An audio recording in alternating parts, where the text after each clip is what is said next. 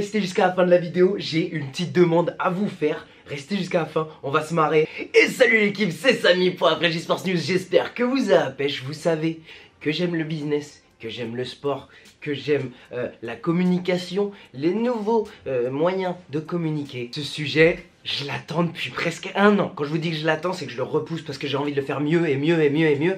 En fait, je me rends compte que l'actualité est en train de me rattraper et au final, je suis plus très avant-gardiste. On se lance aujourd'hui sur le sujet des retransmissions sportives à la télé américaine, mais ça peut s'appliquer aux télévisions européennes. Le contrat télé entre la NFL et ESPN prendra fin en 2021. Le contrat entre CBS, Fox, NBC et la NFL vont prendre fin en 2022. C'est des contrats énormes, c'est une très belle part des revenus de la NFL qui sont comptés dans ces contrats. On a vu en NBA il y a quelques années, quand le nouveau contrat télé est arrivé, les salaires des joueurs ont explosé. Aujourd'hui, n'importe qui prend 50 millions. Le prochain contrat télé pour la NBA, ce sera en 2023-2024. Les prochains deals pour la NFL, la NBA et pour d'autres sports, mais je suis moins informé, vont apporter un paquet d'argent. Mais moi, ce qui m'intéresse, c'est les influences, les nouveaux acteurs. Qu'est-ce qui va changer dans ces prochains deals qui vont être signés entre la télé et les ligues? La NFL, en 2007, il comptait pour 22 des 100 shows télé les plus vus dans l'année. En 2017, ce chiffre est passé de 22% à 71%. Parmi les 100 moments où il y a le plus d'audience à la télé, la NFL en 2017, elle en a 71 à elle toute seule. Ça veut pas forcément dire que les pics sont plus grands pour la NFL. Et c'est pas parce que l'audience augmente. Et c'est pas parce que le produit est meilleur. C'est parce que de moins en moins de personnes en 2017 regardent la télé. En 2007, il y avait des pics d'audience sur Desperate Housewives.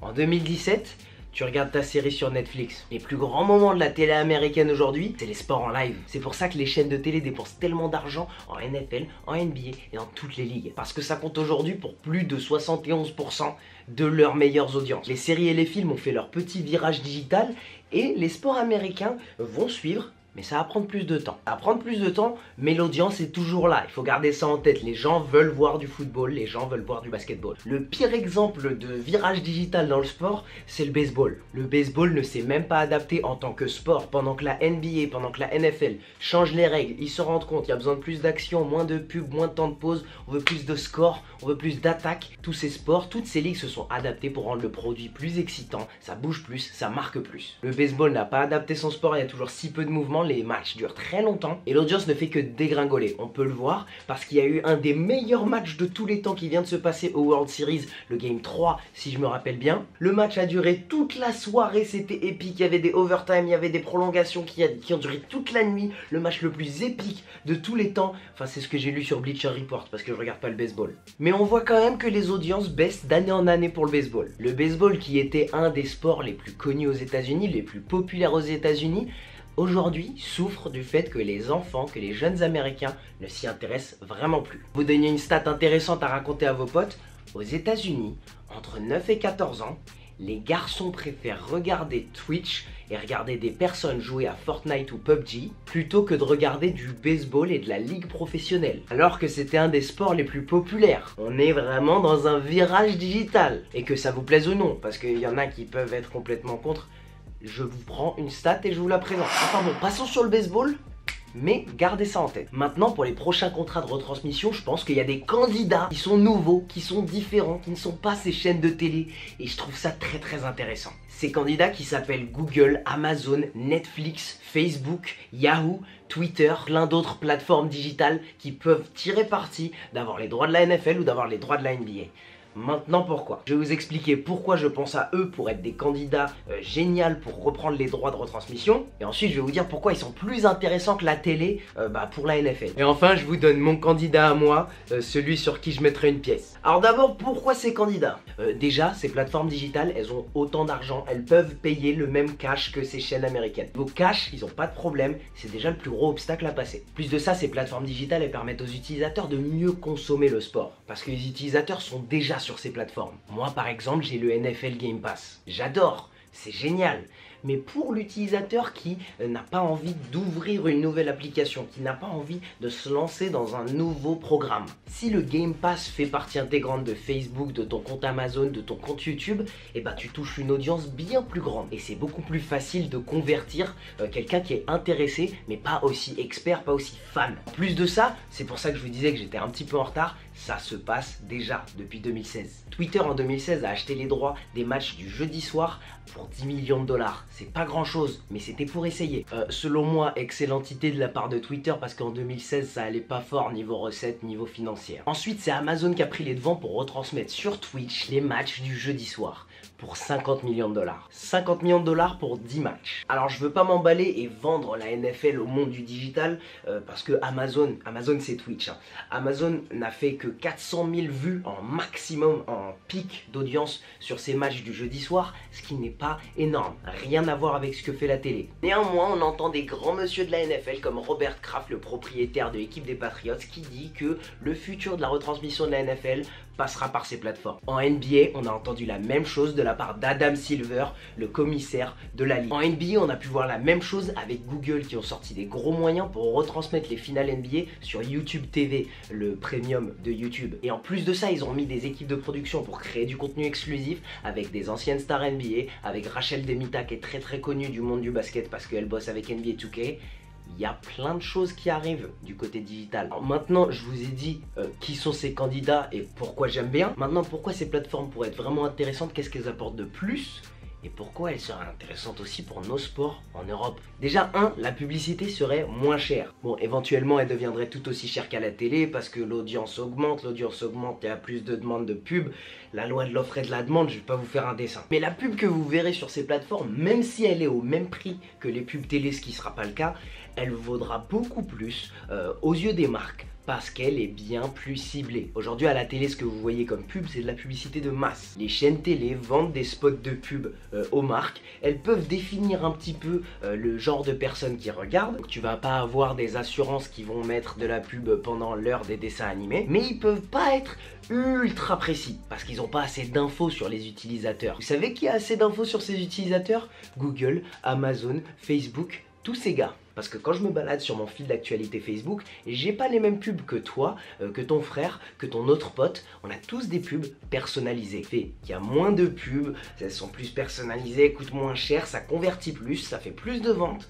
Et c'est plus intéressant pour les marques. Encore mieux, c'est des pubs ciblées et c'est des pubs où tu peux interagir. Quand tu vois un truc qui te plaît à la télé, tu peux pas cliquer dessus. Tu dois sortir ton téléphone, taper le nom. Si c'est pas sur internet, tu dois sortir de chez toi, aller le chercher. Il y a beaucoup d'obstacles. Une pub sur ton téléphone, si t'aimes bien, en 30 secondes, tu l'as déjà acheté le produit. Encore une fois, de la valeur pour les marques. La deuxième chose, et ça m'intéresse beaucoup, c'est que ces plateformes, elles seraient pas forcément que intéressées par faire de la pub. Elles auraient d'autres manières de faire de l'argent. Et dans ce cas-là, je me dirige tout de suite vers Netflix, Amazon et même Google. Amazon, encore une fois, qui est Twitch, je vous le rappelle. Tous les trois peuvent être intéressés par la retransmission de sport en live, parce qu'ils chercheraient pas à faire du profit que par la pub, plutôt en vendant leurs services. YouTube TV, Amazon Prime, Netflix, c'est des services que ces entreprises vendent, et ça fait plus de profit dans leur poche. Peut-être pas plus de sous que la pub, en tout cas sûrement pas. Et en plus de ça, les deux sont pas incompatibles, alors ils vont pas se gêner si jamais ça arrive. Et en plus de ça,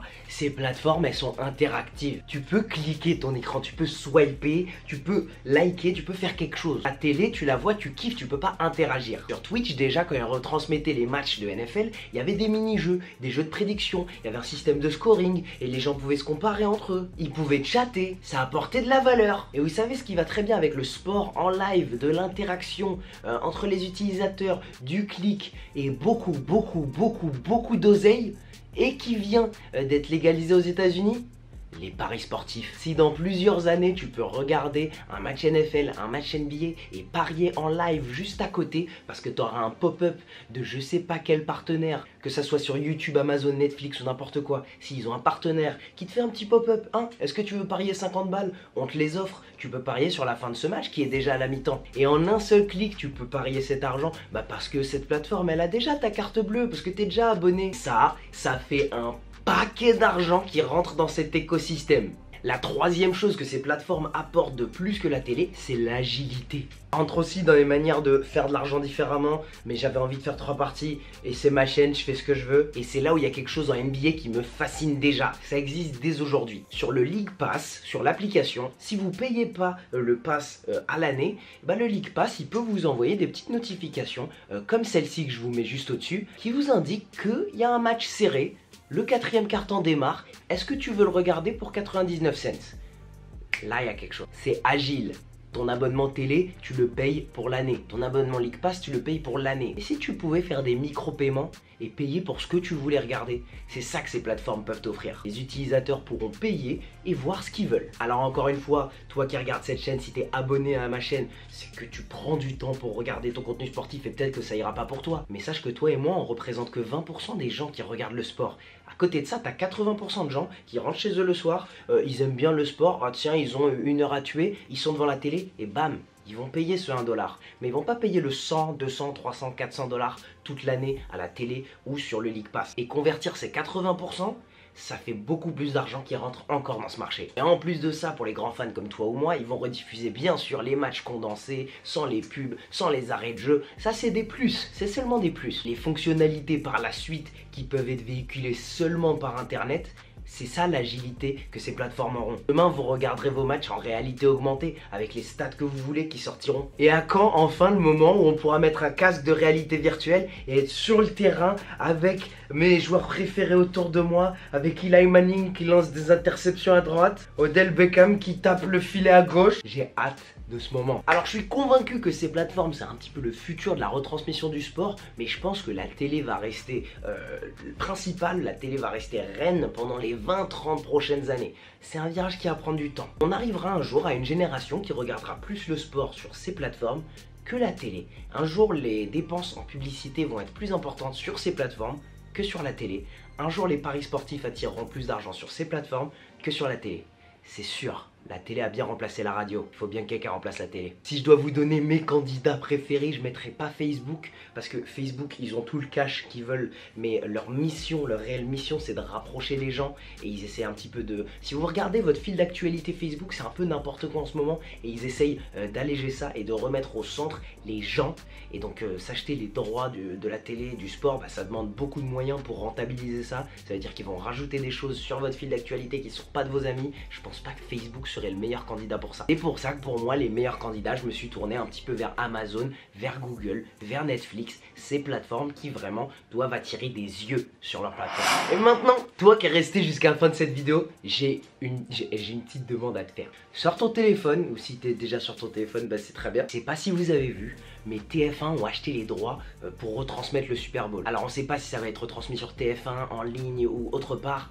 Je sais pas encore. Je vous mets le tweet juste là de TF1 et le lien du tweet dans la description. Alors tu sais pourquoi j'ai créé cette chaîne YouTube? C'est pour peut-être éventuellement faire quelque chose avec ces médias, aller au Super Bowl, avoir un média pass, c'est ça que je veux, c'est mon grand rêve avec un grand R. Alors ce que je te demande si t'es resté jusqu'à la fin de cette vidéo, c'est de mettre un pouce bleu déjà parce que c'est la moindre des choses. Allez répondre au tweet juste en dessous et dites-leur on veut voir la Frenchy Sports News, parce que c'est mon Twitter, au Super Bowl avec vous. Ou on veut voir la Frenchy Sports News commenter le Super Bowl, ou envoyer la Frenchy Sports News au Super Bowl. Un max de gens font ça sur Twitter, vous me taguez, comme ça ils verront que c'est moi, et moi je verrai vos tweets, je vous répondrai à vous tous. J'ai absolument aucune raison de croire que ça va marcher, mais c'est grâce aux communautés comme on est là que des choses se passent. C'est depuis ce début que ça se passe, c'est grâce à vous, c'est vous les forts, c'est vous. En tout cas les gars, j'ai adoré faire ce sujet pour vous, c'est vraiment des sujets qui me passionnent. Vous voyez que je fais mes recherches quand c'est des sujets qui me passionnent comme ça. Dites-moi ce que vous en pensez dans les commentaires.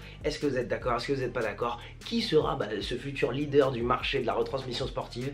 Est-ce que ça peut arriver jusqu'en Europe? Ça c'est une deuxième question à poser. Et pour tout le reste, on se retrouve mercredi 18 h pour plus de NFL, plus de NBA. Et ce sera tout pour moi. Allez, ciao!